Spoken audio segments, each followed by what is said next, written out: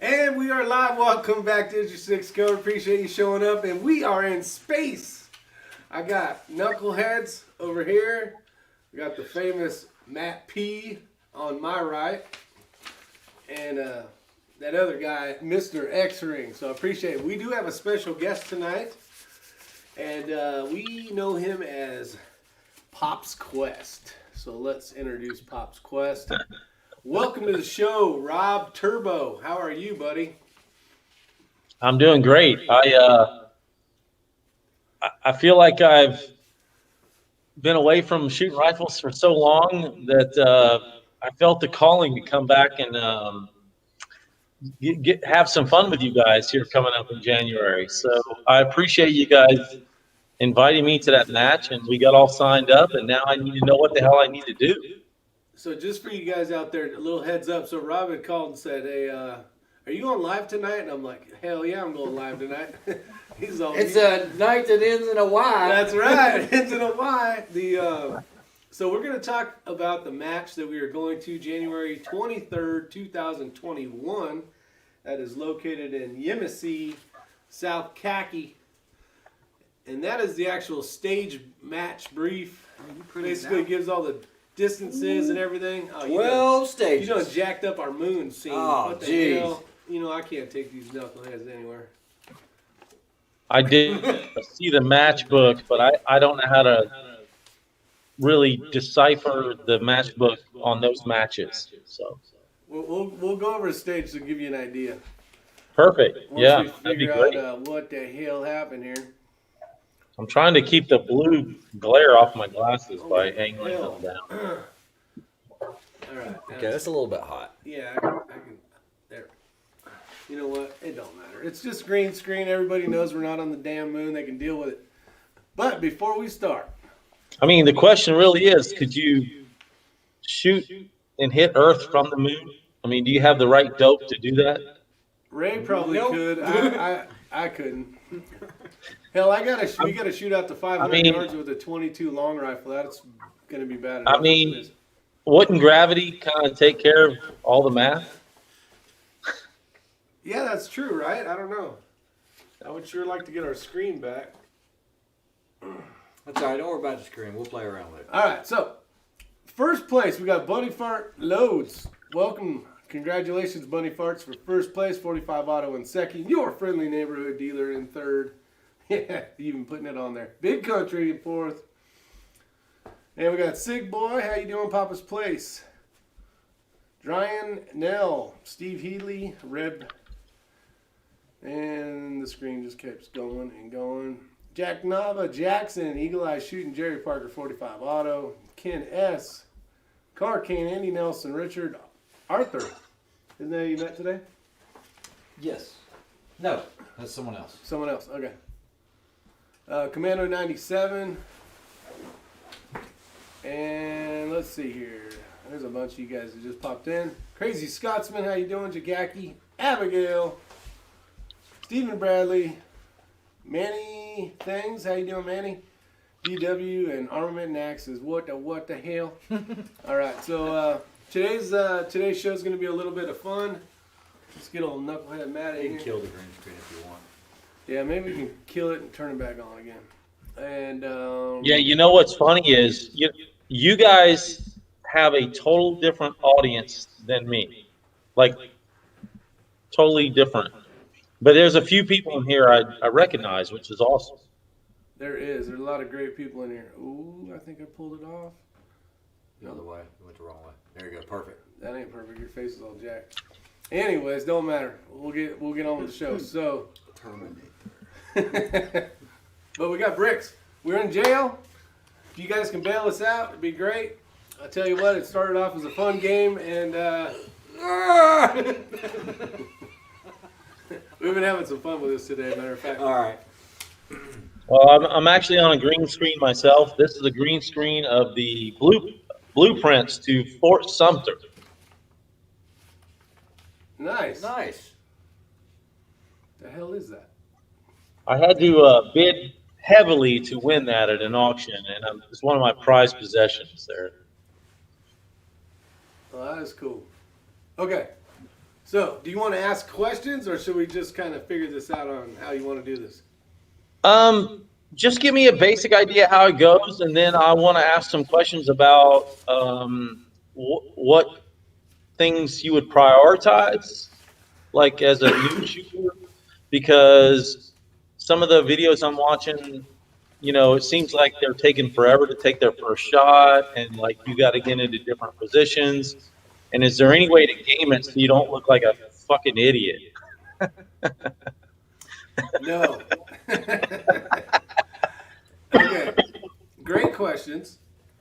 We can start off with one of the stages, but before we do, all of the dope basically that you need to dial in will already be on the card. So when you go from target to target, you'll just have to put whatever number that is, because for those of you that don't know, Rob is going to be using my rifle. I like my white ears. That's kind of cool. You're talking about, do your fingers. Look at that. Your hands are like... I want to kill you. Look at that, no face. So that'll be done for you. You won't have to worry about that. The ammo, all that stuff will run perfect. And the mags be ready to rock and roll. So most of it's just going to be trying to get into position. And we can talk about one stage here, stage 1.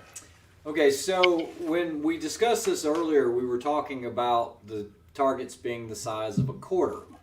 Literally a quarter in your pocket. And you're going to see that at targets at 50, 60, 70 yards. That's typically the case. They might be the size of a 50-cent piece at 100 or something, but sometimes they're a little more gracious. Now, as with most of these matches, what I've noticed with PRS is they will send you a clear piece of paper like this. That's really clear. That's the clearest paper I've ever seen, in matter of fact. They will actually send you a matchbook that you can print out. And this basically outlines everything. Now, the biggest thing that I noticed is you are going to have a chamber safety indicator, chamber flag. Much better. And it says it must be of high visibility as well. Okay, the normal things, Rob. You shoot USPSA. Just think about like when we were at Florida and Nationals. Those kind of safety procedures until you're given the command to load and make ready. Yeah, and I understand the bolt open when you're moving. Yeah, and I've already gone through that in my mind. You know what I mean? So yeah. All right, so let's take for example the very first stage. The very first stage, you're going to start with a tire that's laying down on its flat, okay? It doesn't have a rim in it or anything else. You can show it now. There are only 3 target distances, and you guys will see those right there. It's 125 yards, 150, or 175, 170, and 200. So you know those are your 3 distances. That's all you're going to be dealing with. At 125 yards, it's a 2-inch target. So it's not bad, but 2-inch diameter. And then at 170, it's 4 inches, and at 200 yards, it's 8 inches. So actually, the 8-inch target is pretty gracious. What I've noticed on this match, different than the ones that we've shot before, is all the timeout stages are 120 seconds. They're actually giving you more time for these than they did in the previous matches that we've shot. Makes 90 seconds. Me wonder. Yeah, those were 90-second stages. So on this first stage, you're going to start with the tire laying flat in the center, rifle, port arms, magazine in, action open. When they say go, what you have to do is stand the tire up on end, shoot off of it. Then what you have to do is rotate it and shoot off of it. And what you're going to do is engage at 125, 170, 200. Then now being that your rifle may stay on top of the tire, do you have to have the action open when you're moving that tire? Oh, absolutely. Anytime you're not on the target, the action must be open. Okay. All right. So this is another thing too, and this is the hardest thing I've seen for people to do. So they're not going to be in a line where you have 125, 175, 200. It's typically going to be staggered like this. Let's say I get up on the tire and I engage the 125. With one shot, boom, open the bolt, get on the 175, close the bolt. Move the tire, right? Yeah, from on top of the tire, you're not moving anything. You're just going to go 1, 2, 3. Then you're going to rotate the tire. You're going to have to lay your bolt open again. But anytime you're not looking at the target in your sights, have the bolt open. Yeah. They will ding you on that. You'll either get a stage DQ or if it's really bad. They said they'll warn you once on it. No, I'll be good. I'll be fine. As long as I know that's in the back of my mind, I'll be all right. Now, there is one stage where you have 2 targets that are unknown distance.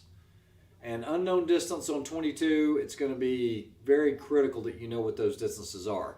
The beauty of it is they've bracketed it in between 2 known distance targets. Yeah, I read the whole stage brief on that, and I totally get the fact that they're giving you the long one, the short one, and the shit in between. You got to figure it out. So. Yep. And there's a huge difference in like 25 yards. So like if you think it's, I don't know, 285 and it's not. So let's talk about this stage for a minute, because when I asked you in the beginning about gaming a stage, are you better off just smashing rounds at those and then hitting the first and the second and then collecting all that time? You only pocket the time on like one stage. Does that stage have the pocket time? There's one that gives bonuses for how fast you complete it, but I don't know if that one's it, is it? But you know me, I'm always looking at every angle. Tom Olafson, what is going on? Well, let me look around while these guys are talking, and I'll get to that stage. All right, so, no, it is 180 seconds. So no you just use laser up your measuring time. equipment found, so you can take all 180 seconds. It doesn't matter if you do it in 100 or for 180. You're not going to get any extra points. Okay, all right. Because I remember that match that I was also shot. off of a tripod. That's tripod only shooting. Yeah, which. Yeah, no problem. Hey, man, I got this. I ain't worried about it. The question is, there you go, Matt. That's the exact question we were wondering. I don't know. I don't know if they're supplying the tripod or not. Tom Olafson. Hey, I want to give a shout out to Armament and Axes. What's up? Yes, I am the Pop's Quest. Hey, Rob, did you know that Armament and Axes actually shot a prairie dog in the eye at tonight? It's going to be 835 yards. Yeah, I've heard you talk about it many times. He hates when I do that shit. But he always likes to bring it up before, so I'm just going to keep bringing it up for him. I can't believe my face is so damn red. This is ridiculous. Look at mine. Looks like I got smacked in the mouth. No, it looks like you got smacked in the cheeks. Yeah, you've been in the sun. All y'all been in the sun. All y'alls. I got windburn. See if I can bring your ass. That's what you call your fun face, man. You've been having too much fun. Wow, Matt, you look. I look like an assault victim. You are an assault victim. Having an allergic reaction to YouTube. Yeah, what you're going to notice, Rob, is you're going to have a lot of fun with it. That's going to be the biggest thing. It is going to be a lot of fun, but you just, of course, you want to hit the targets. I mean, plain and simple, you've got to have good dope beforehand, and hopefully we can get some data. I'll be honest. I know I'm not gonna hit all of them. I just want to have enough you're not time either, to- because none of us will. I want to have enough time to shoot at all of the targets, if that makes you'll sense. have 120 seconds to shoot at all of them. I think Because you know me, I've been to that one match where there literally wasn't really enough time to even engage everything. But if I could miss every target but have enough time to shoot at them, I'm kind of a happy camper, you know. Yeah, I think you'll be fine. stage planning for sure. Well, Rob, it ain't going to be like that one DMR match. That was just a bunch of bullshit. I did pick up another bag, the Fortune Cookie Mini.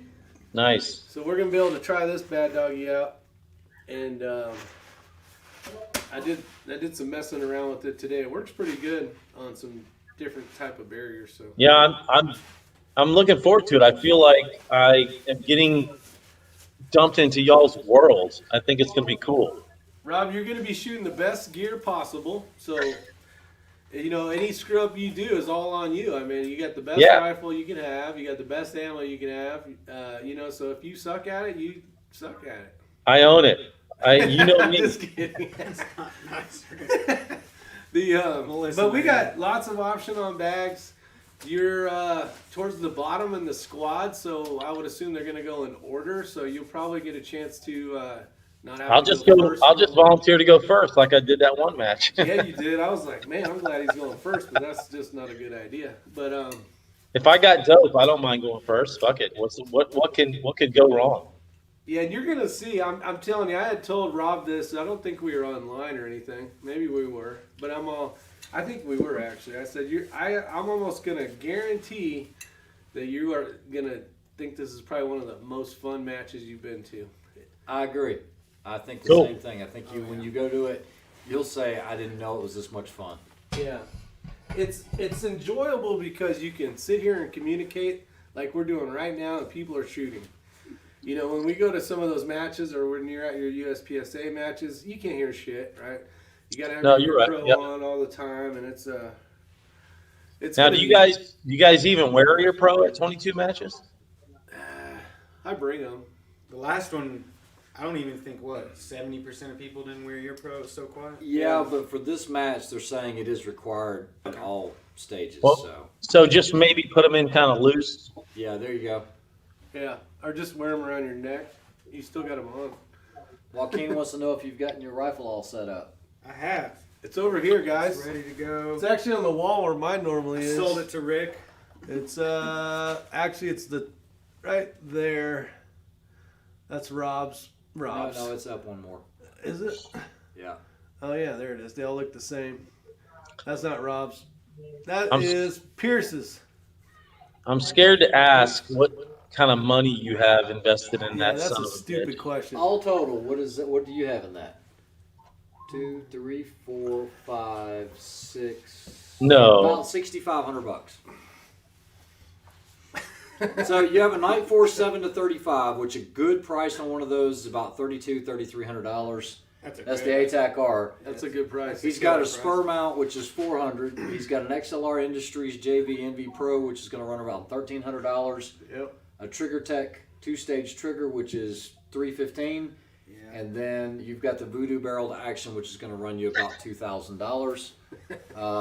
Yeah, that's what it is. Abigail, I'm missing a few guns. 51 on 28 thumbs up. Come on, Reb. Get them guys to hit that thumbs up button. We definitely appreciate it. Yeah, Okay, and then, so- I got mine back today from What up, Zeus? Lapua, and what you see there, we pretty much have carbon copy rifles. Yeah. If we set them down beside of each other, we're not going to be The able to tell them only apart. thing you can tell is the scope. That's Yeah, the that'll only be the thing. Okay, so Ours will be easy, Rob. It'll be the gray one. the point of this was not to save money. No. No. No, the No. point of this was to not reload. Okay. Tonight I got 2 sponsors, by the way. I want to, of course, you know, the Bojangles, right? And we have a special guest sponsor. I can't name the name. Yeah, Smoky Mountain Boys just called it. I'm not getting into this shit, man. I can't afford this. I can't name the name. What's up, Billy? He may be out there. You know what? You needed the green screen on for that. You wouldn't have seen anything. Exactly. So that's You're You right. have to call it fuel on YouTube or they'll delete you. it That is is urine. it is fuel. It's actually just lemon water. It's with strawberry kiwi in it. Just please remember, money cannot buy skill. That's true. Armament and axes, you are 100% correct on that. There's no doubt about it. I'm all right. Yeah, that's However, yeah. in the 22 world, I can tell you that you do have a very proficient shooter. I mean, He's not pointing at me. Yeah, he showed that. I'm pointing over here. That knows how to shoot and can really appreciate it, and you know the gun's going to give him back what he's looking for out of it. Anything you want to add to that? Some of it was a gift. So it didn't come all out of my pocketbook. Yeah. Honestly, but Oh, it came out.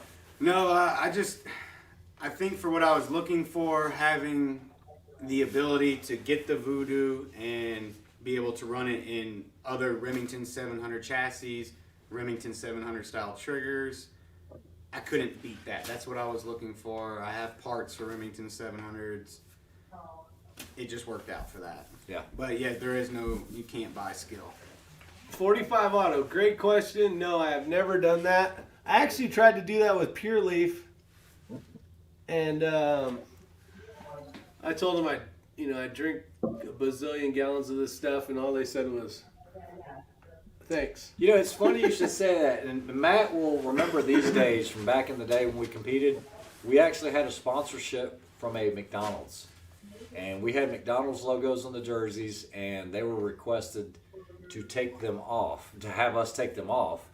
And you remember those days. That was way. That was way back in the day. What was it? But one of the owners owned a tremendous amount of McDonald's franchises, and he was pro 2A, and he was like, I'm not pulling those jerseys down. Y'all keep wearing them. He didn't care.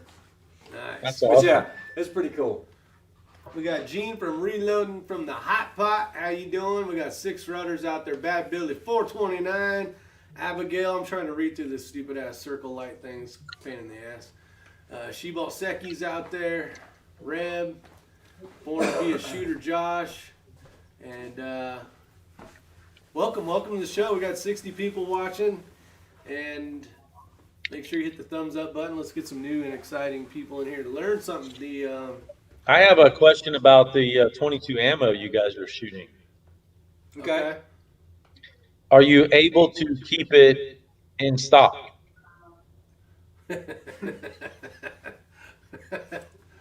Well, that's a great question. That's a good question. That We is a got good that question. taken care of. Yeah, Oh. what up, Elster? Okay, good. I'm All right, glad. so- We got ammo for For a long time. a long time. Good, good. I was So kind of I worried. do want to touch on this because Armament and Axes, he basically Hey, Bill. he stated about the skill, and we saw a couple of things on there. I will tell you for a fact, 100%, stepping up to these voodoos, Is a difference. is there a difference between that and the 455 that you shot, that you borrowed? Yes, I would say there is. All right, Not so a lot. okay, so I was the first one to go down that path, and it was immediate. Okay, I mean, No 6 runners. it was the tightest 10-shot groups I'd ever shot. I've never been able to do that with the 455, regardless of the ammo. And I have a lot of respect for the CZ455. But then, and he didn't even want to shoot it. Rick was like, no, I don't even want to shoot it. Matt shot it. And the exact same thing happened. He immediately said, you know what, I'm getting one of those. So he goes and orders one. Mm-hmm. Rick shoots it. And then he ends up coming over to the house with his, which I don't see on the wall anymore. It's over there. And it's tighter than I've ever seen him shoot. And then, of course, Brandon bought one. So, yes, skill is skill, but this equipment definitely helps.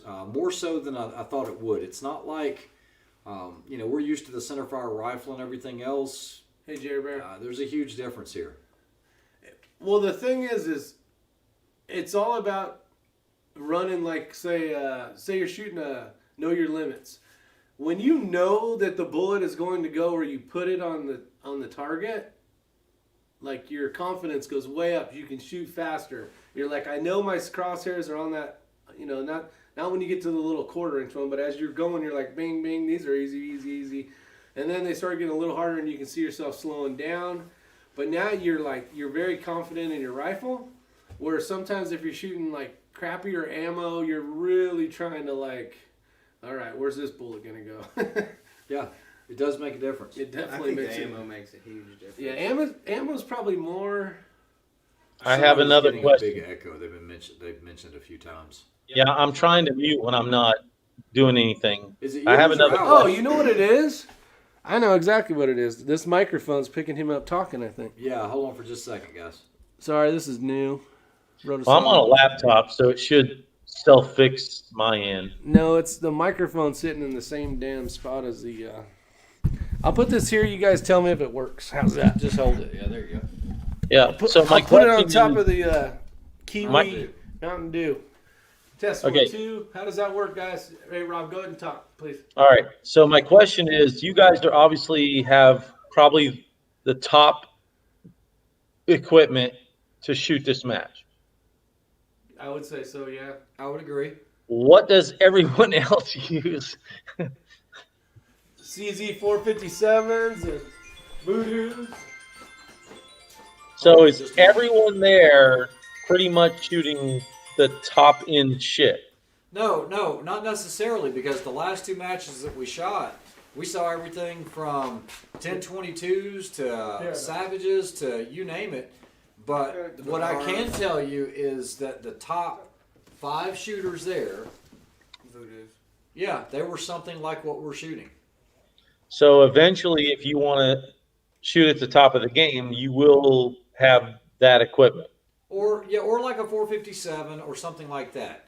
The Optic is up to you. The big difference is here is I'm still shooting that Burris XTR3 for other reasons. You guys know that I've been talking in talks with Burris. I love the Night Force, but there's a huge difference in price there. You have an $1,800 optic as opposed to a $3,300 optic. Matt's actually looked at the Burris XTR3 and he's actually going to buy one because he's like, man, I got to get another scope anyway. It's a nice scope, it really is. So the only difference you're going to see is somebody hit on it perfectly here. If you don't have your ammo tuned to that rifle and you're out there with crappy ammo, you're not going to do well. You're just pissing on them. You're not going to do well at all. After sending my rifle to the Lapua Performance Center and seeing the difference in lot numbers of the exact same ammunition, it blew me away. I mean, you're talking about Lapua Cinerex going from 50 meters being a 1-inch group to going to a different lot number that is a quarter-minute group. And then at 100 meters, it was even astronomical. I mean, there were some that measured like 3 inches at 100 meters, but then there were some that were 3/4 of an inch at 100 meters. Just by changing lots. Just by lot number. All right, so I have another kind of a question. Is this type of shooting taken away from the other long-range matches that are happening? No, I don't believe it is. I believe it's I believe it is giving us an alternative because what I am seeing, I've already seen one DMR canceled. We were supposed to go to one on the 15th. I don't know if you remember that one. That one got shut down. It already had people signing up. You're just going to see a ton or a big decline of, let's say, people that aren't committed. I mean, your top level shooters are still going to attend or want to attend, but at some point, if you don't get enough competitors, the match directors are going to cancel that match just because. And so this is already becoming a huge topic for 3-gun this year. Oh, I think it's Huge. a huge hit. I want to shoot one 3-gun match every year, and that's it. Because to be honest with you, right now the Memorial 3-gun is pretty much the only 3-gun match I think worth shooting. And I'm going to try to do that one because I think that's my only chance. Yeah. So Charles Tiffy says, not at all. It's a different lot of shooters for the most part that shoot the 22 side. This is one time I'm going to disagree with Charles because at the last match that we shot, almost all of your top shooters were top PRS shooters. And that's what we're seeing out on our ends where we're at. Now, that might be a little bit different out west, but he hits it on the head right here when he says, Bad Billy says that NRL 22, maybe the NRL 22X, is blowing up because of ammo availability. Yeah, I think it's going to be huge. Ammo availability. Yeah. Well, for other ammo not being available. Yeah. You got what you're saying. Yeah, I'm just curious about this whole thing because I never knew there was such a thing. I mean, who the fuck would shoot 22 ammo out of a $6,000 rifle at these distances at these tiny targets? I just Exactly. Like, why would you ever in the Who the hell started this bad idea? Which one of you two? I've been telling this. Yeah, I'm pointing at the right guy. I had to double check. I'm like, man, we gotta shoot those freaking 22 matches. He's like, I will never buy. You're gonna be No, hooked you on. started off with the dang ELR matches shooting 2 miles, and I'm like, I'm not spending that kind of money. So then I said, okay, well, let's pretend we're not gonna spend more money and get a freaking 22. Hey, this is still a heck of a lot cheaper than ELR. Yeah, And I can do this every other weekend in my backyard. We don't live out west. that's right. Where Yeah. I'm loading up a round that's $10 a piece. That's a great point because being that the distances are shorter but the targets are harder, more people can set up their own practice facilities. Yes. Yeah. Absolutely. At the farm, Rob, you could have a full on match. Yeah, you don't No. have to have 800. No, I don't want to do I I'm not saying a match. I'm saying No, we have a farmer's match. No, you guys could do that whenever. We could do that. But Yeah, Bad Billy says, but no X matches yet. This is actually an X match, guys. It's out to 500 yards. Does What's it show the longest It's one? an NRL 22. Yeah, this That's is their- NRL 22X. This is a sanctioned match. Like I said, it's $10,000 prize table, and it's a real deal. Chico Wise, what's We're up? doing the awards a little differently. I don't know if you've heard this, but everybody's going to get a ticket. Yeah, and you could win a rifle, Rob. You walk the table based on that ticket. Now, if you finish first place in your division, you're going to get an additional 3 tickets. So you get to walk it 4 times. But no, it's just it's neat the way that they've done it. And No, that's cool. I know I think prize it's cool. tables have been a conundrum for match directors. I understand that. And I think the way they're doing it might be a kind of a cool solution. Yeah, 'cause Yeah. if you do win, you at least get possibility of getting picked. Right. Your chances are higher Yeah. because you're a badass and everyone still gets an option. It's pretty cool. Yeah. You could walk out of there, Rob, with a brand new. I don't know what they're giving away, but I know there's a rifle. Charles Tiffy Rob said will he win the shot voodoo. his first X match in March Rob and will win picked the up a voodoo, $1,000 tripod. That's nice. If it was That's a pretty $1,000 cool. tripod, he probably walked away with something like a really right stuff or something like that, or something that had a really good ball head on it, maybe like. Okay. Now I have another question. Are these heavily sponsored matches? Because the match fee and the participation doesn't look like it can. It doesn't add up, but they are. They're Yeah, heavily they are. sponsored. Yeah, because we had Lapua, we had Coltac, we had Accutac. As a matter of fact, I just got my Accutac bipod today from that match. Took them a little while to send it. Voodoo. Voodoo was a sponsor. You ended up with the BNT Atlas. Atlas. Yep. I mean, there were some good prizes. Bison Tactical. That was shooting my target, by the way. That was Yeah. nice. That's just crazy how certain disciplines get all the fucking people to donate. I don't get that. Yeah. Well, it's kind of a. I don't know if it's. I It think has to be. get more It has to be popular, donation. That's things that people do, I guess. It has to be I'm amazed donation. with it. I could shoot a match every weekend. It'd be awesome. Till the ammo runs out. But I already guys, shoot a there you match go. every weekend. I know you're gonna have to go. Oh, which one do I want to shoot this weekend after you win that rifle? Yeah. Yeah, I hear you. The way I look at it is, damn fun. Yeah, Rob, Man. I mean, the beauty of this NRL 22 stuff, or shooting the precision rimfire, I don't believe it's the same as high power rifle or shooting these long range matches. Those can be grueling style matches. I don't mean a PRS, but we're talking about like these ruck style matches and everything else. This PRS 22, I think I'm enjoying it at this point in my life, especially not having to reload and living on the machines and doing all this and fire forming and just being able to shoot and pick up a little brass and throw them away. I'm enjoying the heck out of it.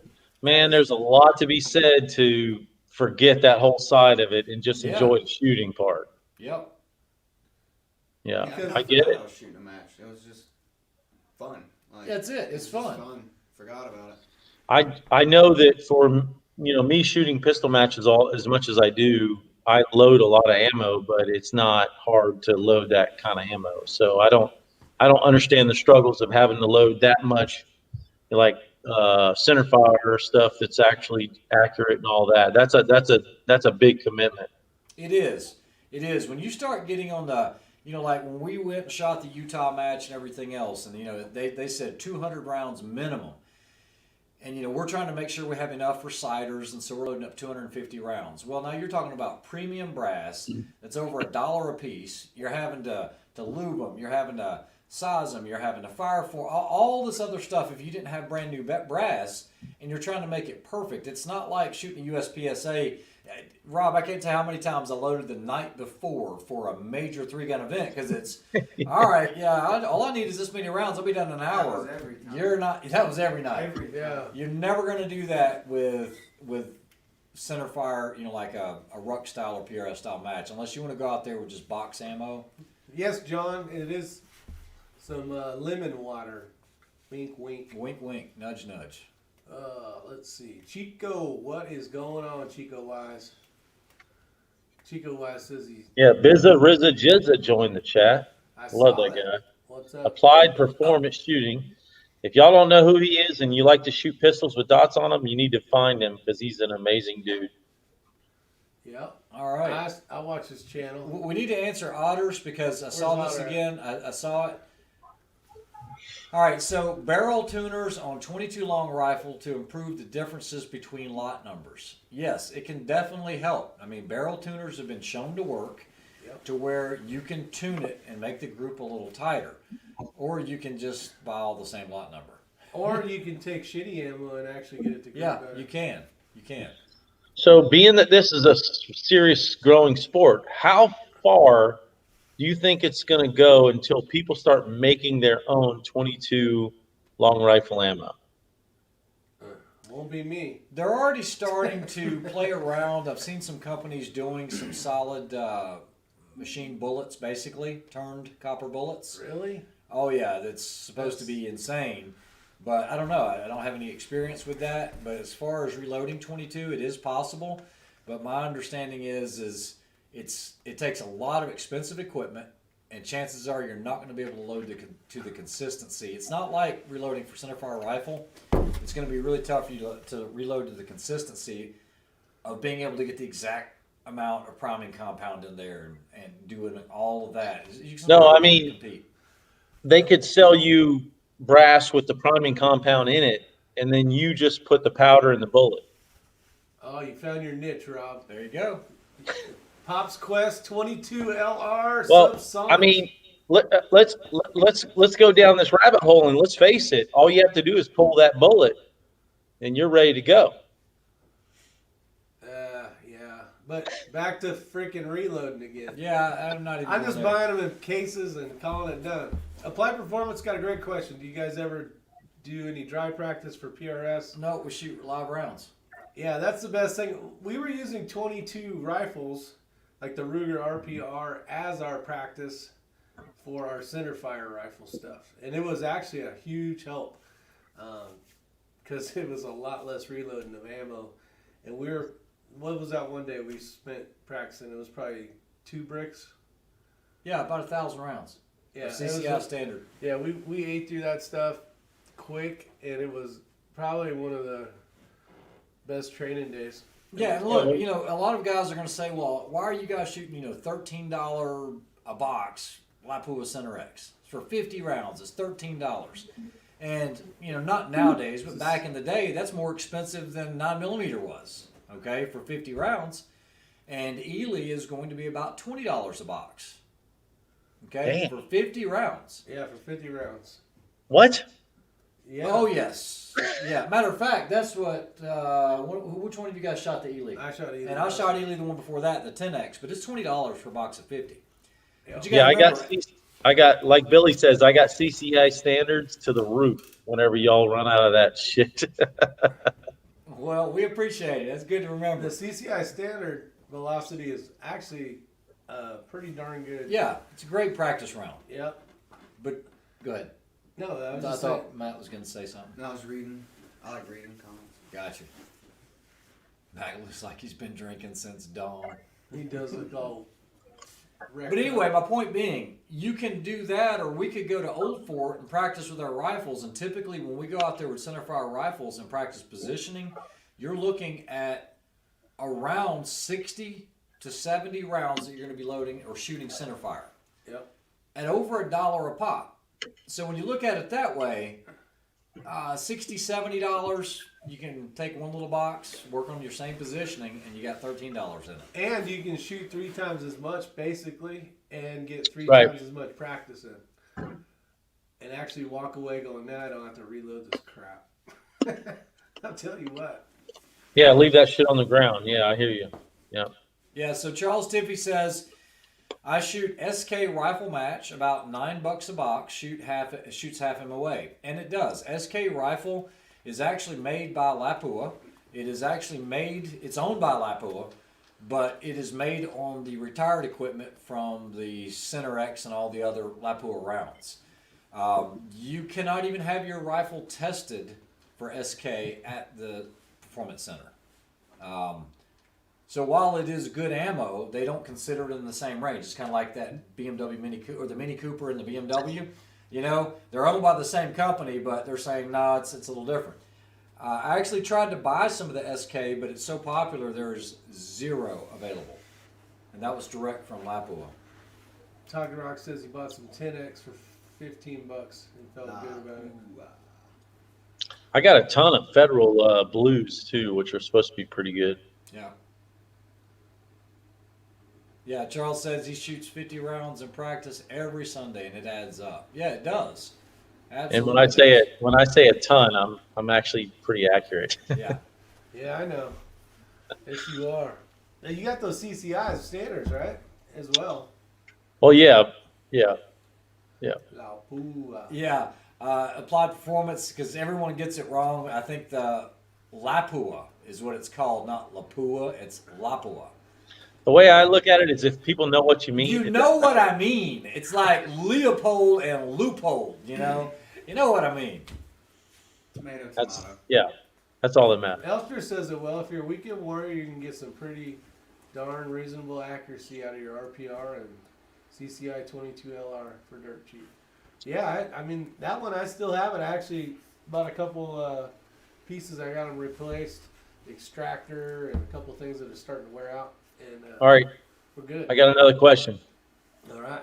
So that ammo that y'all shoot that's really expensive, at least for 22, is that only that price now, or was that always that price? No, that's always that price. Okay. Because, I mean, you know, 4 and 5 cent 22 is gone forever. I mean, now people are getting 8, 9, 10 cent a round for it just for shit 22. Yeah, you know, so. See Charles Tiffy's comment. Charles Tiffy said, I sold my RPR, Rimfire, leaves a lot to be desired. Don't ever build a custom gun if you want to shoot factory guns. Yeah. I don't know what that This means. trigger sucks. This Or sucks. factory ammo. Or factory Yeah. ammo. Garand versus Garand. Same gun. Yeah, exactly. How much ammo can you buy for $6,500? I can tell you exactly how much you can buy for $6,500. If you're Matter buying of fact. Lapua Center X, you're going to get about 27,000 rounds of it. Yeah. Because it just shipped today. Yeah, Billy said it's more like 20 cents a round. My bad. Yeah, it's up there right now. I got a buddy who wants to sell 2 M1 Garans or Garans, whatever the hell you want to buy, if anyone's interested. Springfields, Harvester, what are they? Yeah, they're the government's little program, the CMP program. Oh, the CMP, Yeah. the old DCM. Yeah, they're good guns. I owned them for a while, and I sold them back to him. Now he wants to sell them again. So A grand for a grand or less? right now less. Okay, I'll call you after the match or after the thing here.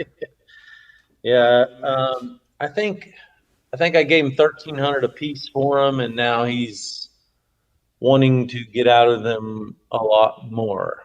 So Okay. I mean, I'll call you. He's- you. That's good. I think he's more motivated, if that makes Gotcha. sense. No, it makes sense. Tomater. That's right. All I know is you're gonna have a damn good time. Yeah, you will. You're signed yeah. up, hanging out with the boys. We're gonna have a good time. I'm very, very much looking forward to this. Y'all know how I love new shit like this.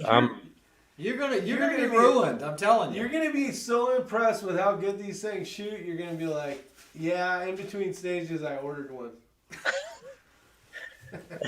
That's funny because I started thinking, I'm like, damn, do I have any good 22s? And I'm like, no, I got like 2 10-22s. And so the other weekend, I'm like, I'll just take one out and see what I can do with it. And, you know, I have 300 yards and I'm starting to shoot like over 200 yards and these bullets are dropping like fucking foot and stuff. And I'm like, Jesus Christ, how are they even shooting this out that far? And so I talked to my buddy and I'm like, he's an old redneck and he's got a ton of old guns. I'm like, man, you got any really old 22s? He's like, yeah, man, I got this old 22. My grandfather used to shoot in competition. I'm like, oh yeah. What is that? What is that? You know?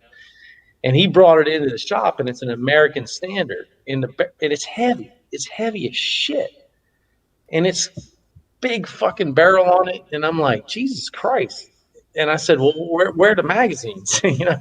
He's like, well, there's one in it. And I look, and I'm like, geez, it's like got a 6-round magazine. I said, well, that shit won't work.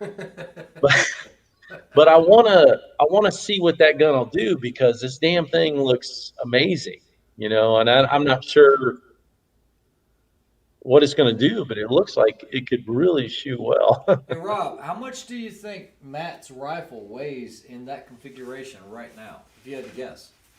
I mean, probably like an AR-15 does, like 5, 6, 7 pounds. I don't know. It weighs more than your Accuracy International. No shit. Oh fuck. Mine's 21 pounds.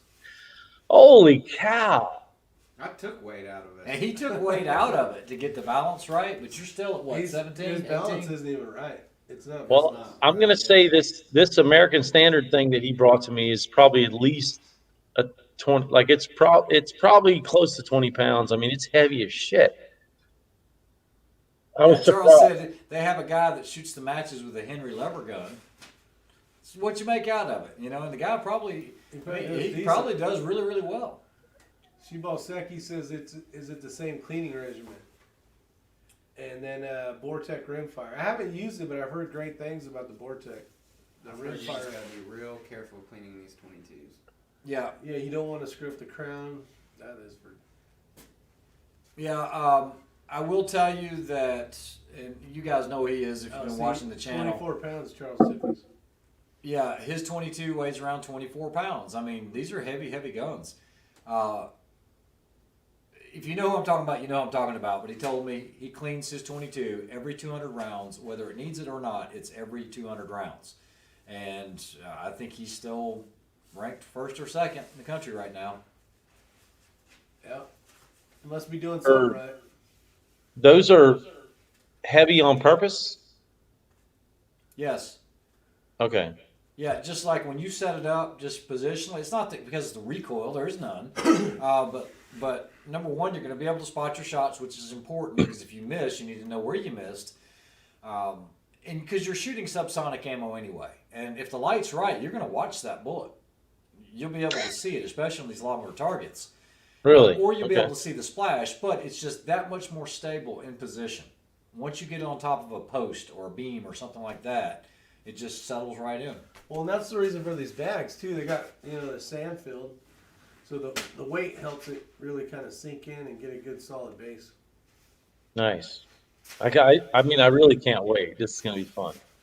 All I know is you're going to be selling your pistols and buying yourself a voodoo.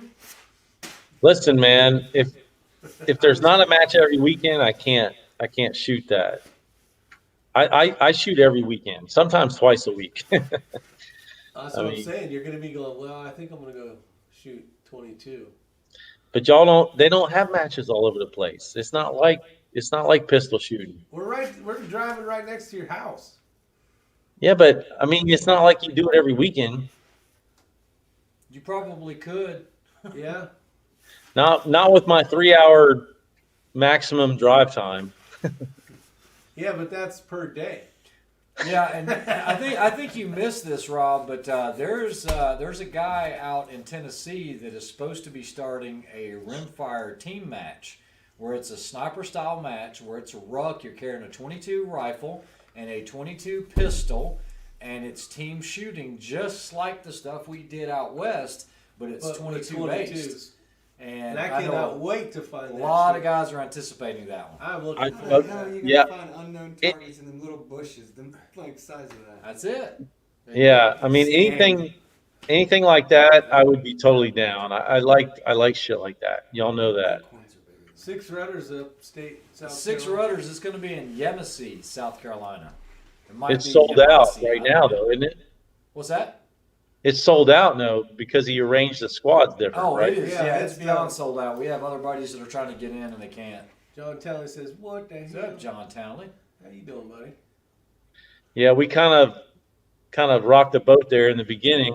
You know, I didn't want to like push his buttons, but I'm like, I'm shooting Rick's fucking rifle. I mean, what do you want me to do? You know? Yeah. So anyway, Well, I knew, so I sent that email, right, just saying, okay, put us in the thing then. And I knew that he wouldn't be able to do that because at the time, there was, all squads had 5. had one in it. Yeah.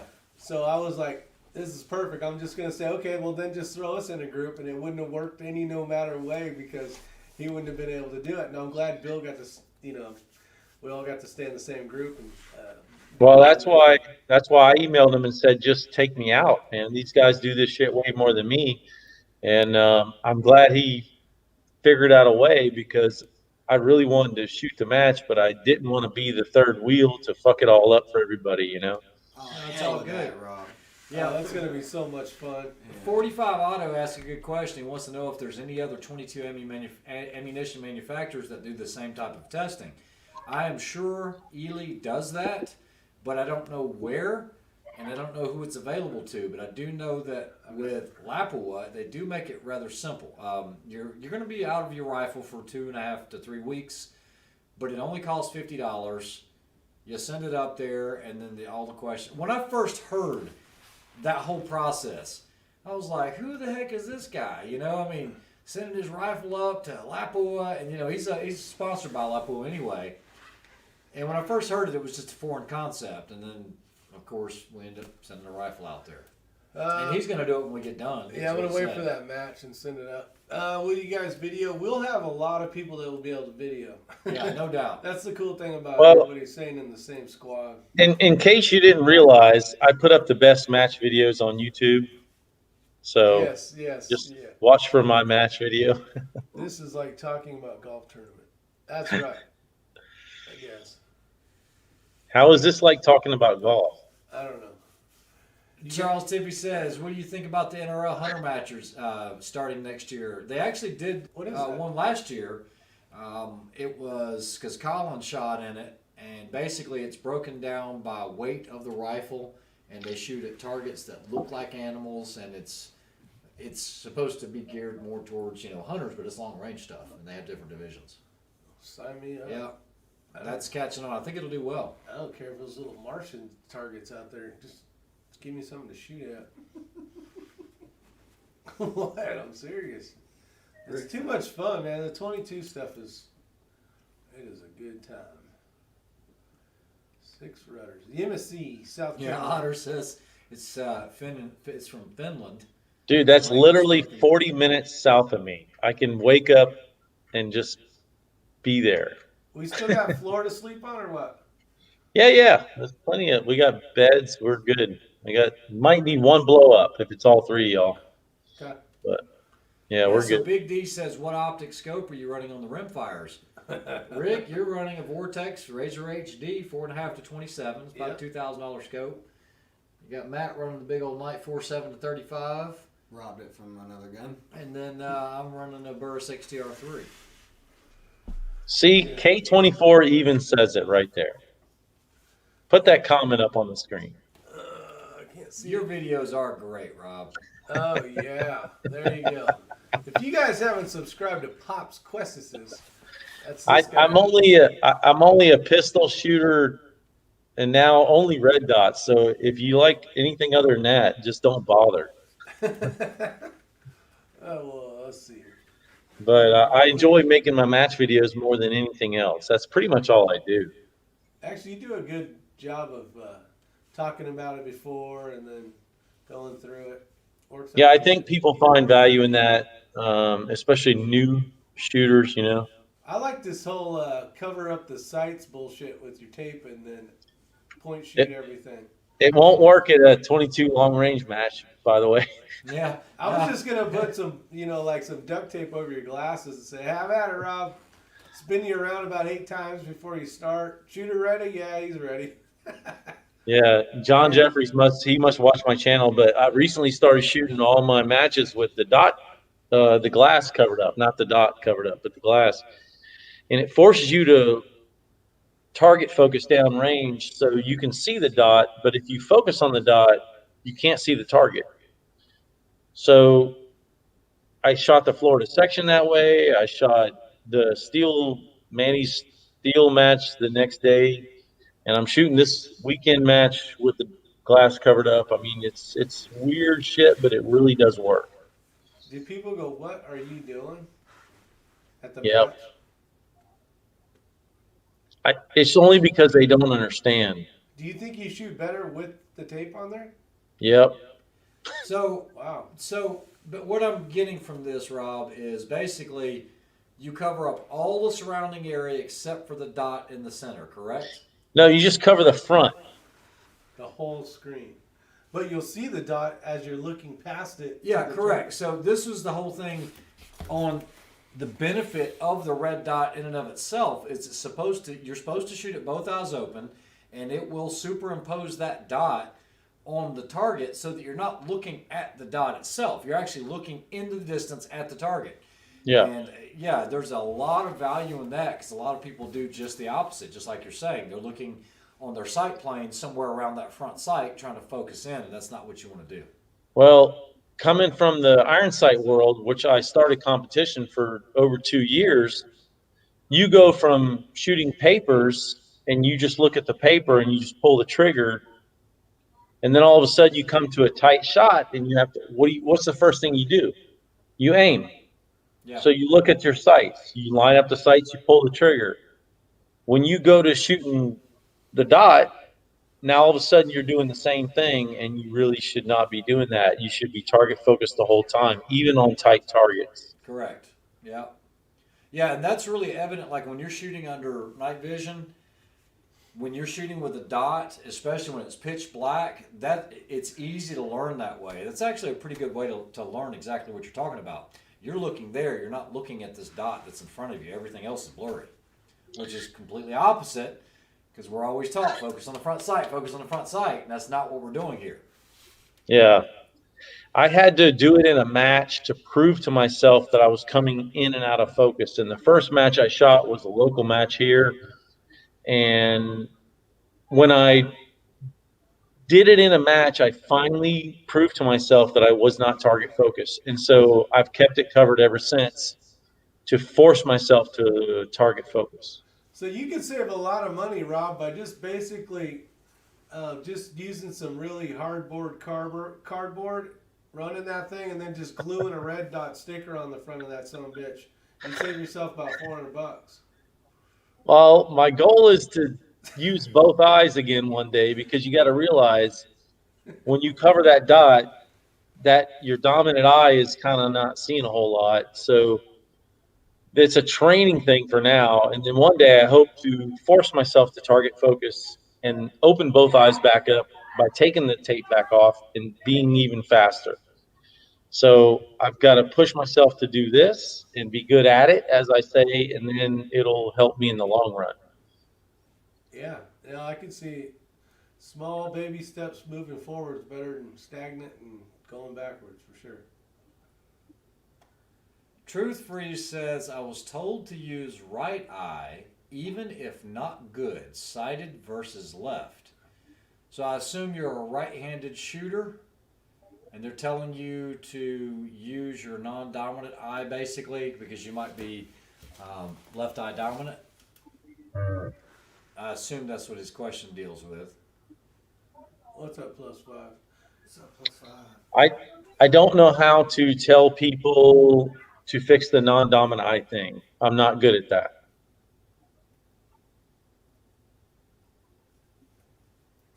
Like if you're a right-handed shooter and your dominant eye is right, like mine is, I can help people, but I don't understand the people that are weak side dominant and all that. I don't get Yeah, that. honestly, there's not that much of a difference. I have a lot of friends that are left eye dominant but right-handed shooters, and they are extremely proficient shooters.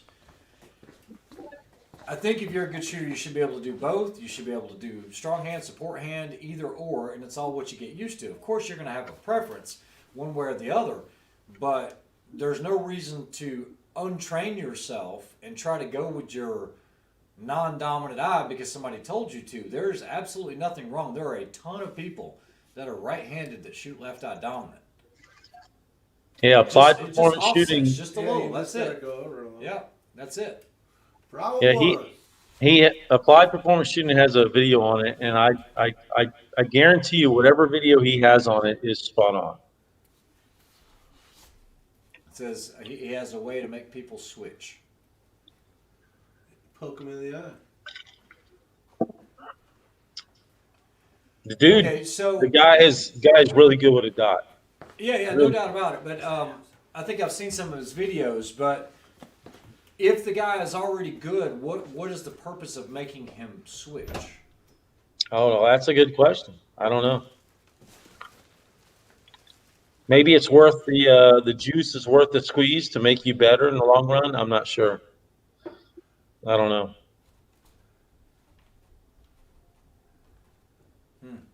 See, and that's something that's a good question, because when you say you basically learned something wrong, but now you're pretty damn good at it, is it better to break it all the way down where you don't do any of that, and this could take a long time, right? To try to do something that's, say, what most shooters shoot.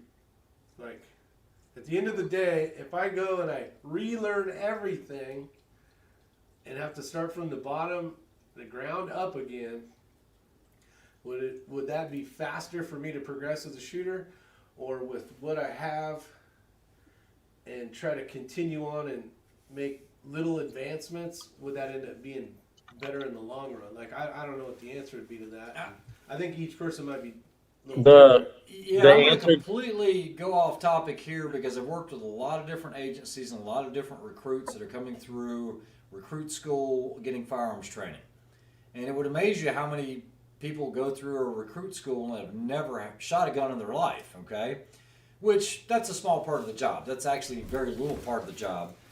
But if it's not broke, don't fix it. I can't tell you how many cadets have come through that you see they're left eye dominant but right-handed, but they have no problem shooting shooting 90% of the shooters out there as far as, normal skill level. I'm not talking about competition shooters. Why do you want to fix that? The only time I've seen that you really want to fix that is when they go to a long gun. They got to know they're not going to be able to do that. You're not going to be able to go some kind of cross-eyed goofy thing, left eye dominant shooting right-handed. But I don't know if you want to intentionally switch somebody over. You might have them try it, but you're going to see them just go way down on their scores. And what's the benefit of it? I mean, I'd like to hear that from a pistol side because I've seen so many good shooters. It comes down to what I think Joel's trying to say right now is it depends on your level of participation. Okay. If you're willing to put in the work, it's worth it. If you're not, and you don't care about the results to the degree that you might be willing to put in the work, then it's absolutely not worth messing with. Yeah, and I guess it depends on where you actually want to go. If you're the guy, like me in pistols, right? Pistol shooting, I like going and competing. I'm not there to win first place. I'm there to have fun, hang out with the boys. Now, different types of competitions, yeah, now I'm actually trying to win or whatever, but I'm there to have fun. I've never been a shooter that shoots fast. I really haven't. The way I learned as a kid, nothing was ever really double taps. And for me to try to really shoot fast, I'm just way out of my comfort zone. Until that target and those sights are lined up. So, yeah, grip probably. I need a better grip kind of stuff to work on it. But I'm just not the guy that wants to shoot fast. Well, now Truth Freeze mixes me up because he says he was referring to long arms. Now, you need to switch, okay? That is too difficult. I have seen people try to work with people with something that was like a red dot or something on an AR. No, it is worth to do a full overhaul on that. Yeah, that's mechanically it's impossible almost. Yes. You're literally moving your head down so much, and in some cases you will not physically be able to get under that to be able to see through it. So in that case, it's different. You'd have to remove the cheek. That's possible. It's possible. I'm just saying, hey, you can do anything with a chainsaw. Shit. You keep Yeah, talking to them. I want to see. Yeah, but I think that's at the point where you just try to it's like when you have a kid that it's starting to be left-handed as a baby, and you're like, fuck that, you're a right-hander. Smack them a few times. Don't ever do that again, kid. Yeah, you tape their fucking left hand behind their back. And, Yeah, this one's not high enough. It depends on the height of the dot. So he's running the he's messing with a PCC with a red dot on it. With a fairly generous riser. It's about an inch and inch and a quarter. yeah, you just shoot open division and have 2 dots on the gun, like Joel says. I really enjoyed shooting open at the 3-gun this year. That was fun. That was so much fun. God, that was fun. That was fun. And you know what? That ground deserved to be stabbed by my rifle barrel.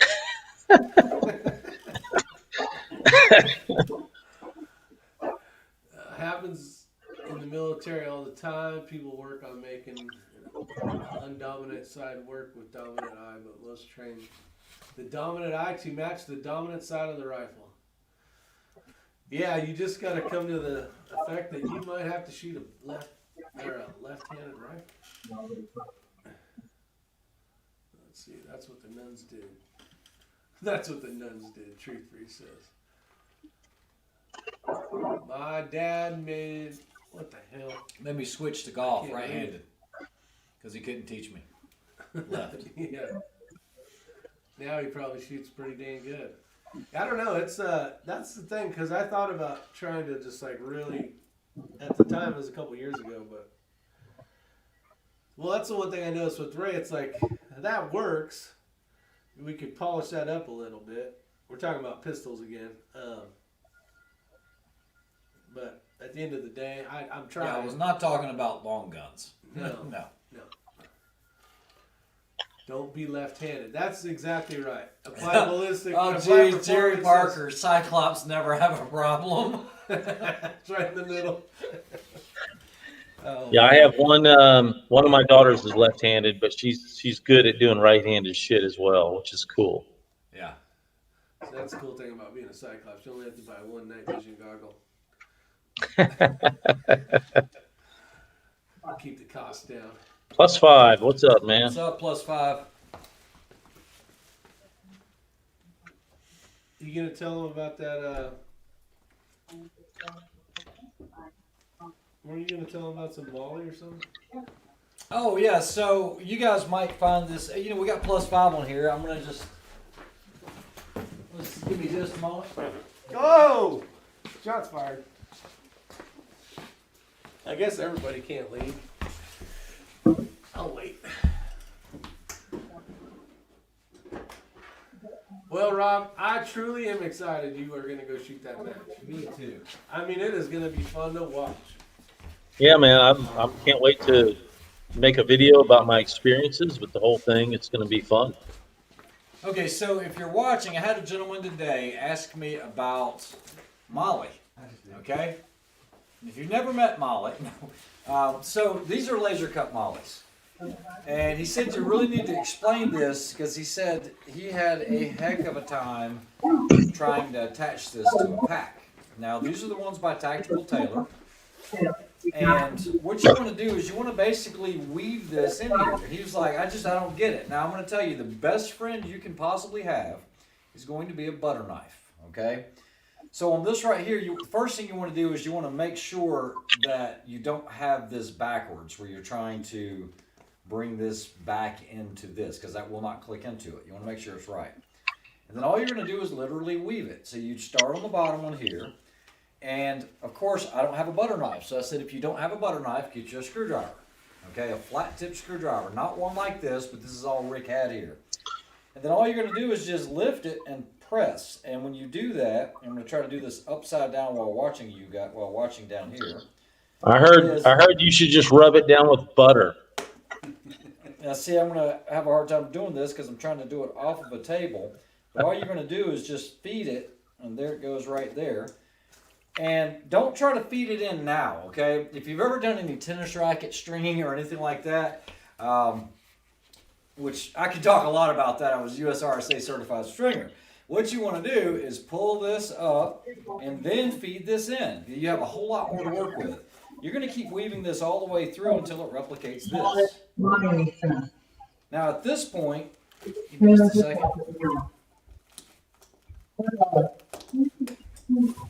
So at this point, you can see everything's woven in. Now what you're going to do is you can feed this through the other one. Ultimately, when it gets to the bottom, then you're going to put it in. The tactical tailor ones, the malice clips, make that a whole lot easier because these aren't all solid all the way through, but that's the way you want to do it. So somebody wanted to see that demonstrated, and that's how you would do it. Yeah, and I wasn't one of the thumbs down this time. I usually thumbs down all y'all's videos, but I didn't do it this time. So.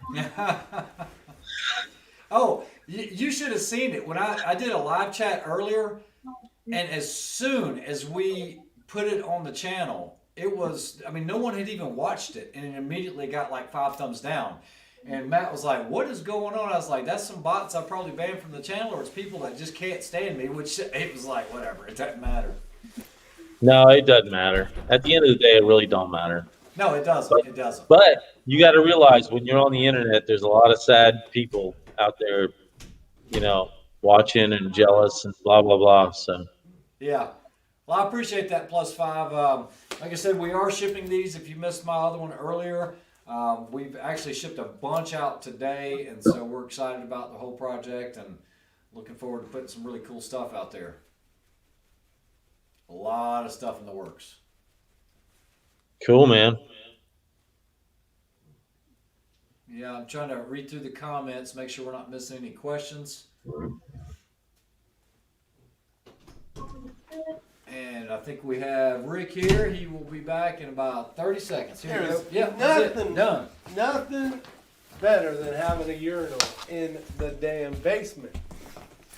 Let me tell you. Just left in here before. That you is went nice. outside. What? You heard me. No, actually, I didn't hear you. What'd you say? I said what you left in here before you went outside was awful. Well, you're welcome. I had a friend in Atlanta that had a urinal in his man cave garage, and he had a refrigerator next to it. And inside that refrigerator was a keg of beer, and outside the side of that was the tap, and the tap actually was on top, hanging over the urinal. So you could take a piss, pour a glass of beer, and then the leftover beer would drain into the urinal. That's kind of genius. It's all that beer is going to get back in the urinal anyways. Yeah, I mean it's a one-way valve, you know. You are not lying. That is cool. There's one in there. He's no longer with us, but he was a good dude. That's cool. Let's see what else. Let's see. Rick done eat your urinal cake. I don't got one of them urinal cakes. I need to get one. I keep talking about it. I was the first to give a thumbs down just being an asshole. You know what I Hashtag use still for a dick, urinal? Charles. You know what I use for urinal cakes? Get you a towel, put about 200 rifle primers in there, and tie it up real good, and put it in the bottom of the urinal, and it makes the place smell good. Yeah. What? Rifle primers? Yeah. I got you. Yeah, make sure they're good ones too, right? Because those things are so expensive right now. Yeah. No, you got to use fresh ones. Yeah. Yeah, fresh ones. And then change them out every day. Every 2 days. I mean. Every 2 days. I got you. Yeah. I mean, there is a shortage. Let me see if let me see what we got. Yeah. Big D. You don't have problems with fire hosing. That's right. So Rick, one more tour in Nazi land, and you're done. One more tour, my friend.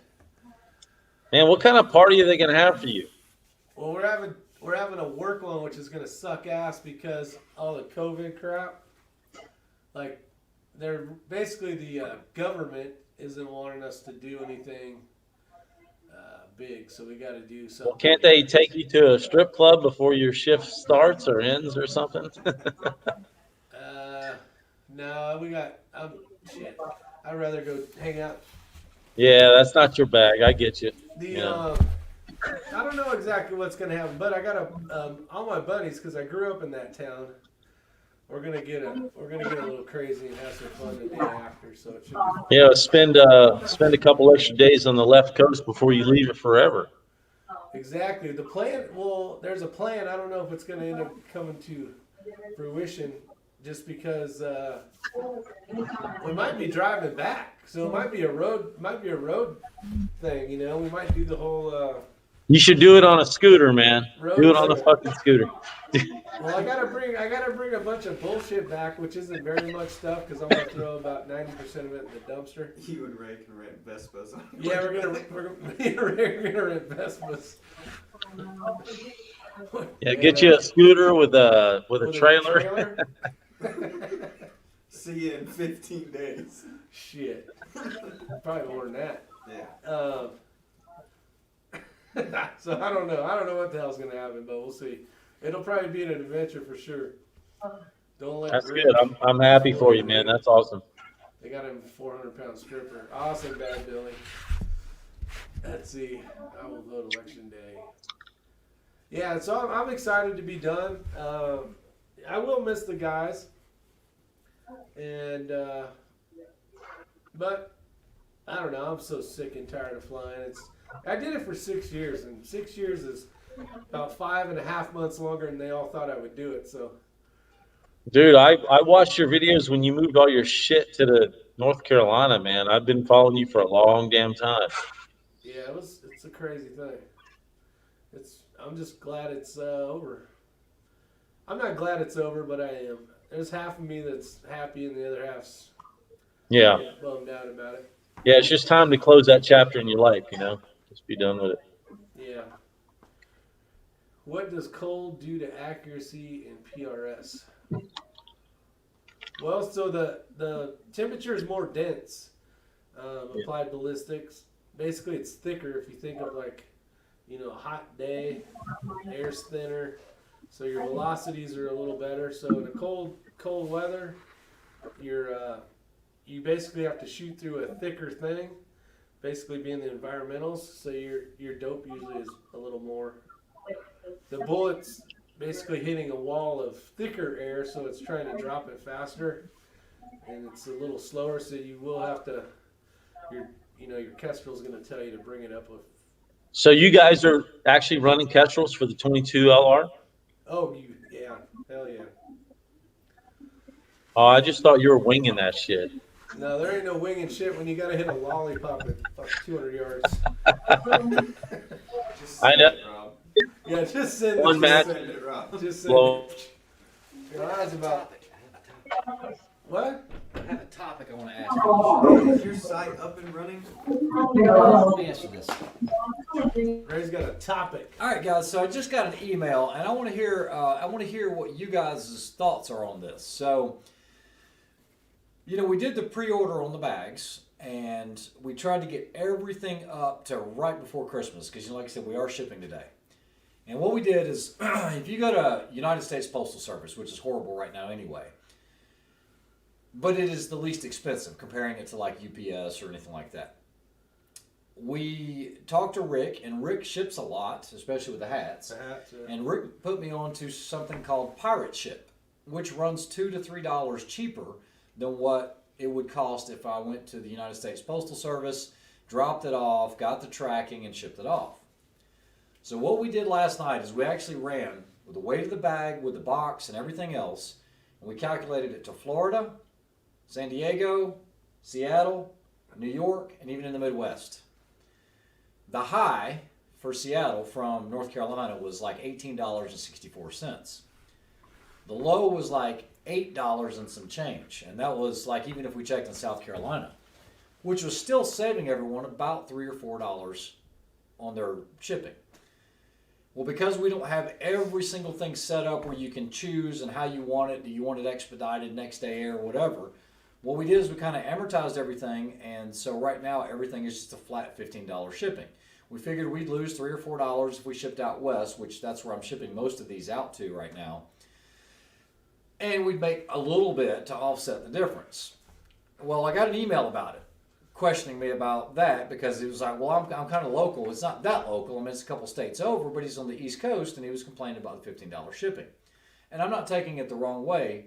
And I realized this was going to be an issue, so I did include on all the pre-orders 4 blank data cards with the Velcro already attached on the backside. That was just kind of my way of I guess making it right, if you will. I'm not trying to make money off the shipping, but at the same time, I got to come up with a number that works for everyone. It's the exact same way the car industry does it. When they do the destination charge, it's the same way BMW did it. It doesn't matter if you live at the factory, at the plant, and you're, the dealership that happens to be 5 miles away from BMW manufacturing in Greer, South Carolina. You're going to pay the exact same cost as getting one in California. And they amortize that throughout all the dealers. And so I figured that was the easiest way until we could get all this solidified. But I just wanted to see what you guys thought about that. I think it's a great idea because there's really. I'll tell you firsthand experience. Back when I used to make those mag loaders, I sold over 5,000. Mag loaders, and I sent them out through the U.S. Postal Service, and I charged $12. And through the course of my entire thing, I could ship them to California. Sometimes it'd be $18. Sometimes it ship them to Florida. It'd be $6, $7, $8, whatever. I never did the math, but I swear to God, I think I broke even, or maybe even lost maybe $1. But I never had what I did is I advertised flat rate shipping.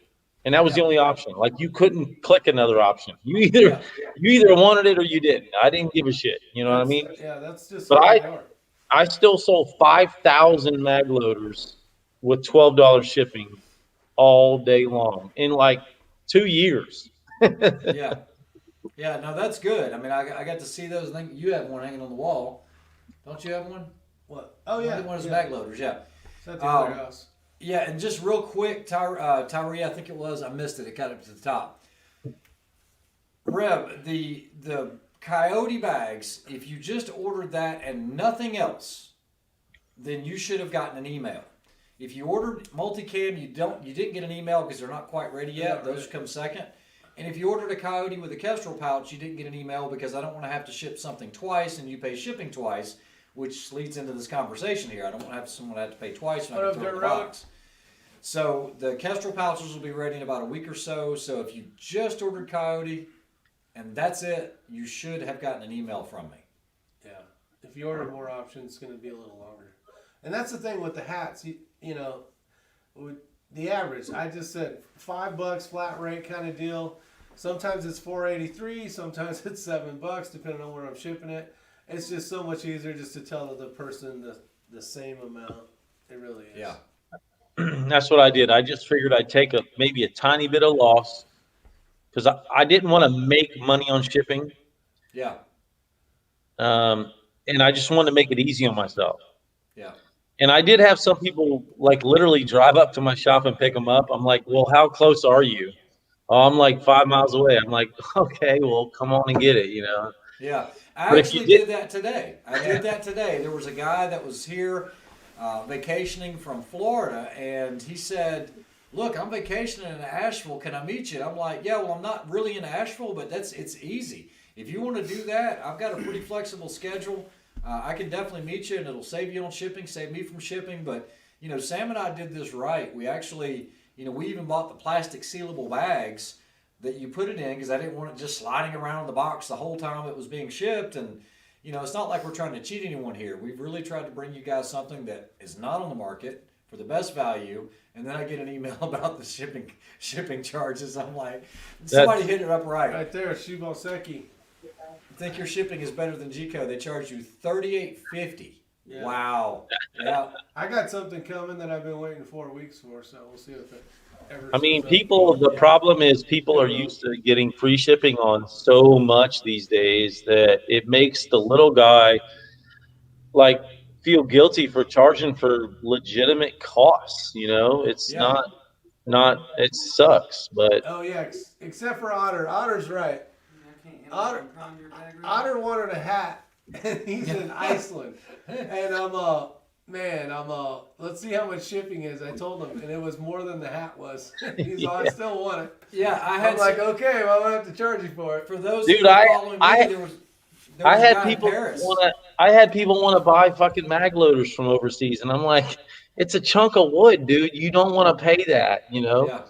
And like fucking Israel and places like that. I mean, yeah. I just wanted I watch you. You know, it's a connection, and I'm like, man, I just do not want to figure out what the shipping is, and it'd blow your fucking mind.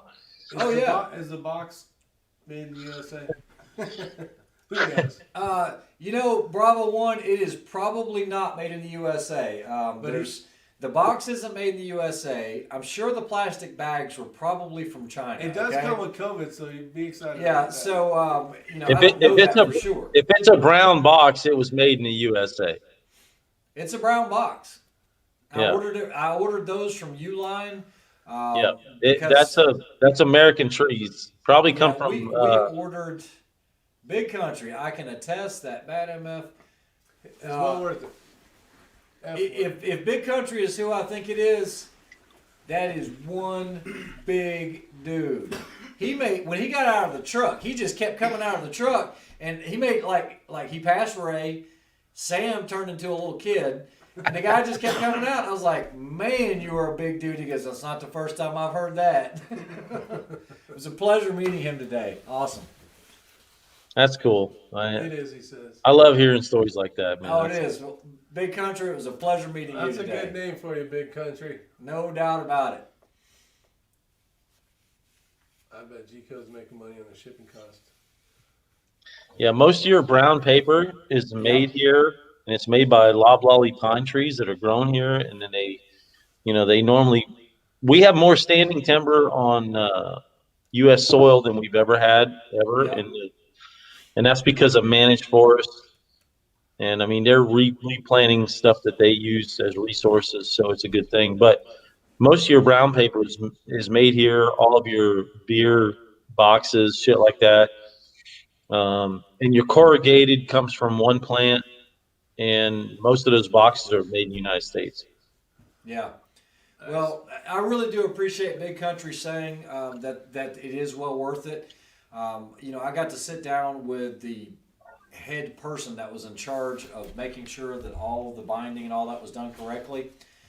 And she actually said, she goes, you just don't understand when we're telling you this is mil spec, this is true mil spec. Even our thread, it's not readily available. I said, so is it like upholstery thread? And she goes, it's actually stronger than upholstery thread. And so, you know, I mean, it just makes me feel good, even though you're having to pay a little bit more because it is made in the USA. I feel better that it's American jobs. It's not going over. I mean, honestly, guys, I never got a price on what it cost overseas, but you probably know as well as I do, the thing would have probably cost half that if we would have sourced it from overseas. But I don't know. I never followed through with it because I didn't want the company to go that way. Yeah, no one wants that. I wanted to keep everything local to here in Western North Carolina. Man, I'll tell you all a quick story. I used to build these wooden beach chairs that sold up and down the East Coast and out in Florida and the Florida Panhandle. If you ever see the wooden beach chairs with the umbrella in the middle, all in these popular beaches, we made those for a long, long time, way back when I was younger. It was a manufacturing operation that I got into with a best friend of mine. And he ended up passing away, and we sold the business, or pretty much gave it away to our salesman, and he ended up taking the manufacturing to Vietnam. And everything broke. Yeah. All the shit broke. Like everything he brought in here wood-wise, the minute people was like half the fucking chairs broke. Yeah, no, I can believe it. So you're a carpenter, or you have a woodworking business. I ordered this really nice thing for the house because my wife wanted it in one of the closets. And you ever seen those cams? You screw it into one side and it's got a little post and you slide it in, and as you turn it, those it been cams around in. forever. Oh, I probably used 2 inch-pounds and it crumbled. And I'm Yeah. like, well, I don't have a spare one. How am I going to get this piece to stay in here now? Yeah. And of course, it was actually made in Vietnam. You kind of surprised me with that one because that just Yeah. happened to me. Well, yeah, they're quick cams, and then you have the plastic cover that goes inside of it to cover it up and all that shit. But yeah, it's particle board, Yeah. Yeah, It's I had basically to- glued cardboard together. I had to build some high-end cabinetry to go in some Navy ships back in the day. And I used those cam connectors, and they questioned whether they would hold up. And I said, well, the only reason they don't hold up is because the particle board. And I said, we're going to machine them to go into plywood. And they said, okay, well, bring us a sample, and we're just going to play around with it. And so the smart thing that I did was I brought them a sample in particle board, and then I also brought them a sample in plywood. And they took the particle board, and then it ripped right apart. And they took the one in plywood, and it was awesome. Like, they couldn't even make it come apart or move or anything. And they said, okay, you can build them out of plywood. So I made a ton of money off that job, and just by proving to them it was a better product if you use it in the right material. Yeah. Correct. Yeah. Yeah, no, Bad Billy, it didn't come from IKEA. Yeah, I know everybody around here, they're like, oh, we got to go to IKEA. We got to go to IKEA. Everybody loves And, that. and I was like, no, dude, I was from Charlotte, and I remember when the IKEA came there, and it's like, yeah, it's kind of cool if you can get around Not for furniture though. the carts that are possible to drive, because yeah, they have four-wheel steering. I mean, IKEA is 100% marketing and 0% performance. Yeah. Yeah. I didn't know Kestrel acquired magneto speed. Wonder why you can't find anything right now. Rob, you did hear I shot somebody's chronograph. Knock on wood, I have yet to shoot a chrono. I actually didn't shoot it, so I'm still good. Well, okay, so he shot my first one. That's how we ended up with a lab radar. And then Rick was going out with Kreiderman the other day. He's like, hey, can I borrow the magneto speed? And I was like, sure. Well, next thing I know, he's putting a video out on that they shot the magneto speed. So How do you shoot a magneto speed? Isn't it like this far off the barrel or something? Well, Rob. they shot it multiple times. I mean, I guess to the point where, I mean, when the thing starts splintering like this on the end, that's what we call a clue, okay? Hey, it looked like a target to me. I'm guessing you didn't know until it was over with. Well, it kept telling me it wouldn't read. So just shoot the. Lost connection. That was the same problem I had. Yeah, Lost yeah, connection. you lost connection because you shot the brains out of it. Yeah, something like that. Okay, guys, so I'm getting some comments on the side here. Yes, my website is live. It is open, but it is still under, what do you want to call it? We're uploading some other pictures. We only have the one product on there. And that Beta is- testing? Are you beta testing? No, it's not beta testing. I mean, it is good to go. It's linked. It is safe. It is secure. But I want pictures that are a little better in there. Right now, it's I'll give you guys the link here in just a second. But, I mean, it doesn't look bad. I don't know if I can do this. Okay, so it Yeah, doesn't that look looks good. bad. And all you do is you slide up. Okay, so it's not the most intuitive thing. But you slide up and it'll explain all the differences. Hold on, right here where it says go to shop, that's where you can actually buy this. I haven't told anyone about that because I'm trying to make sure I don't run out of these things, because we had to up the order quite significantly for these pre-sales because it did do very well, and I really thank everybody for that. But remember, we haven't marketed this thing. The only time it's ever been spoken about was on my channel and over Rick's channel. What the hell are you doing? So if word gets out and people start buying it, then that's going to mean the guys that pre-ordered with the Kestrel pouch, I don't want the inventory to run out, so I've limited the amount that's available. But yeah, it is up and running, but it will be changing over the next couple days with other pictures. And it is, don't get it confused, this is a problem. I should have thought about this a little more, but it is xringcustoms.com. Not custom. If you do custom, it's a gun shop up in Illinois or something like that. Can we put that in a banner? Or is it possible? Anything is possible. All right. Man, I still get people asking me about that button on my open guns. You're what on the what? The raise button on my mag release on the open guns. Do you still like that? It's still the best one I've ever had on there. Well, I do appreciate that. I get emails constantly about that, but the problem with it is I haven't had any time with doing all this other stuff to get any more of those machined. And I keep telling everybody, I'm like, look, I'm not even going to promise that I'm going to make those again. I hope I can, but too many irons in the fire right now, Rob. You know Yeah, how it is. I gave a guy one because you sent me a few, Yes, sir. and he lost it. I mean, he put it on the gun, but he didn't Loctite it. Yep. And then he wanted another one, and I'm like, no, man, you can't. I can't give you another one. Yeah, there are no more. You have more than I have right now, if you have one. Yeah. So, Yeah, I like them a lot.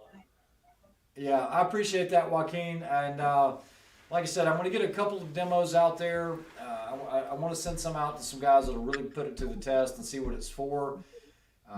It's really meant for hard use. It really is. It's probably going to be overkill for some people. I've heard a lot about the buckle in regards to that. I am probably looking at a Duraflex YKK buckle as an option, but I really wanted to stay away from a plastic buckle, but I might have to just because that'll help with the price point considerably. And you'll be able to go through the airport without having it. No, it's still going to have the QDs. I'm not taking the QDs off. QDs. On the belt?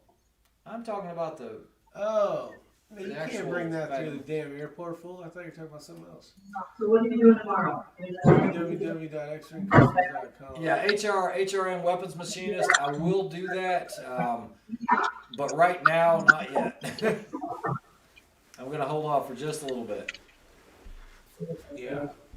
Right now, Yes. what I'd like to do is build up inventory, because that's the problem right now is keeping the inventory. Well, what you just did was the soft release, and you just kind of tested the market. Now you need to prepare. Yeah, I know, and that's why today we even went and bumped up the order even more. Because I said, you guys are already in it. You're laser cutting the panels. Let's go ahead and just run some more since you're already doing that color. So yeah. Yep. Good stuff. That means you're pushing off the multicam ones, though, then. Yeah, a little bit. Yeah. Yeah. Otter says he can't hear us, so. You sound like you're far back in a corner. I can hear you all. Well, you know what, Otter? This is the reason why we bought all this shit, so let's figure this out together. Otter, how you doing today? From Iceland.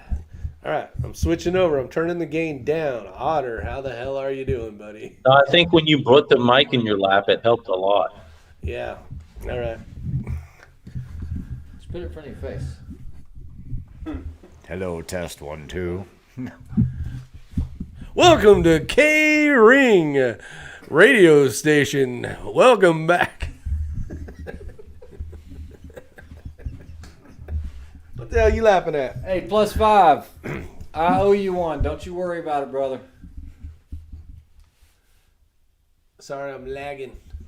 That's right. Funds should be tight for everybody. It's Christmas time. Christmas time. If you guys don't know this, Christmas is like really close. And you better give me something good. Give me something good. Bow, bow. Well, tomorrow is the like Christmas Eve The of phone Christmas Eve. service? Hold on. There we go. What kind of service you got, Rob? Me? Don't you see the way we're sitting? Oh, wrong way. No, Matt is actually very tall. He's just slouching. He's a sloucher. K95. I know who the shortest one in that group is. Yeah. Santa's little helper. Ain't nothing wrong with being short. Now we're all the same. You don't ever hear me hitting my head on shit. Bad Billy says you need to start a podcast. Yeah, Billy, I'm pretty much done until the new year, mentally especially. I've heard that a few times, Billy. I gotta look into it more. I can turn Somebody wants to know if you're off till Monday, Rob. Yeah, I just answered him. Oh, okay. Sorry. 3 Crowns. What's going on? K24. Yeah, I'm kind of done for the year. Nice. I'm moving my shop though. That's what I heard. Are you doing the corner thing, or are you getting out of there? It's a 2-step process. I'm moving into the back. Remember when you came there in that back area? Yeah. I'm moving my whole shop into that. Wow. Are you And I'm keeping the renting. reloading area and all that? Yeah, I'm moving everything. Yep. Damn. And I'm renting out the front with the office because of the curb appeal. Yeah. And then step 2 will be to do something with the back. I'm not Unask the willing. area. I don't want to say what all we're doing there, but anyway, one step at a time. Well, if I was a betting man and knowing you pretty damn okay, I would say you're building a big ass nether one. You're gonna rent 2 more of those out. No, I'm not. I'm not building anything. I'm not. Okay. I'm not doing nothing. It No, sounded like My realtor basically came to me and said, "You can no longer afford to run your business out of this shop." I mean, I can throw a rock and hit Boeing. So 13,000 square foot near Boeing is going for a lot of money right now. I can't afford to work out of my own building, if that makes sense. yeah. So I took his advice. Yeah, it's good. 3 Crown says head through Oklahoma on your way home and shoot some machine guns. Let's see. Sitting like an army lineup, short to tall. That's right, +5. I'm the tallest one here, just in case you didn't know that. Coming to North Kakalaki Monday. Thomas Rowland. Nice. Drive safe, my friend. All right, what else we got? It's been an hour and Well, I want to 40. ask +5. Are you still pursuing working on a larger tripod? Yes. Something like in the same realm of, let's say, a Really Right Stuff or anything like that? Hopefully. Sounds like Rob be getting a voodoo. I would like to, if I like it. It's going to I'm say gonna- Rob Voodoo on your name tag soon. Yeah, I'm going to see how I like it. Because I have a friend that is in the market of some of the guns that I have, and I could easily make a neutral investment, you know. Yeah. But what I understand is you can't just go out and buy those. Like, they're impossible to buy, right? They can be found. I mean, we were able to source, 4 or 5 of them in the course of a month, Yeah. but it took a solid month. Okay. And So that's you having can some get them. It's just connections. tough. Yeah. Yeah, so Eagle Eye says the RRS, the Really Right Stuff, is stupid priced, and I will agree. However, there's nothing like it. There is nothing like that tripod that I've been able to find. Well, When you look at weight no. and compactness, What's the other one we're looking at? I mean, a KB bought a nice one for like $300. well, I mean, it is a nice one, but it's not a Really Right Stuff, and it's obvious it's not. When you start, Yeah, but I using mean, it, how much is name brand really worth it? I mean, that's a it's lot not extra. so much name brand; it's the quality of how everything works, locks up, slides, and the size of it when it's compact. There's just nothing like it out there, and as far as stability for shooting, there. I Is a remember locking into your tripod at that one Clinton event, and that shit was solid, man. It Matt- is. Yeah, Matt was there. He was helping me with my wiggly scope that day, I think. Yeah. Nothing like loose scope mount It happens. during a competition. Yeah, so +5 hit it on the head. He says it's completely dependent on selling a few more of the Ace tripods to fund the larger prototype R&D and production. And, I will tell you guys, when it comes to R&D, like especially with these data cards and all of that, it is a small fortune doing the prototyping for it. And you don't even know that it's going to work because you're trying to do a prototype / cost analysis to see if the market will sustain it, if you can go to market with it and what that price will be. And that's the biggest challenge we're having right now with the data card holders, trying to cut costs where we can without sacrificing any type of quality. But we've already got investment in it with the prototyping, the R&D. Yeah, and when you're buying such small amounts to see if it'll even work, the cost is stupid. Yeah, even Eagle Eye says, I agree, Ray. I always have to borrow someone's at local matches. There's another one that comes really highly regarded by a company called 2 Vets. It's the number 2 Vets, VETS.